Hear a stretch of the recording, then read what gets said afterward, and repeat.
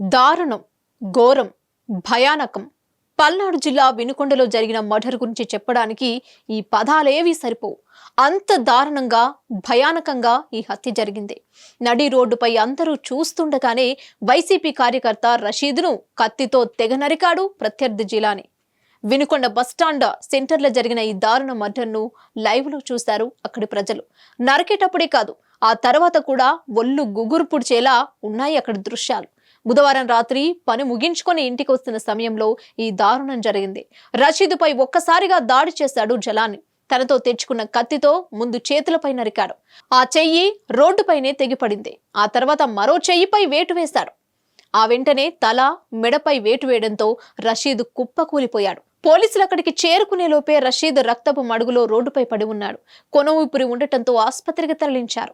అక్కడ చికిత్స పొందుతూ మరణించాడు రషీద్. రషీద్ను విచక్షణ రహితంగా నరికిన తర్వాత పోలీసులకు లొంగిపోయాడు జలాని. పక్కా ప్లాన్ తోనే దాడి చేసినట్లు తెలుస్తోంది. కత్తి ఎక్కడి నుంచి సేకరించాడు, దాని వెనుక జిలానీకి సహకరించింది ఎవరన్నది తెలియాల్సి ఉంది. ఈ మర్డర్ వ్యక్తిగత కక్షలతోనే జరిగినట్లు చెప్పారు పల్నాడు ఎస్పీ.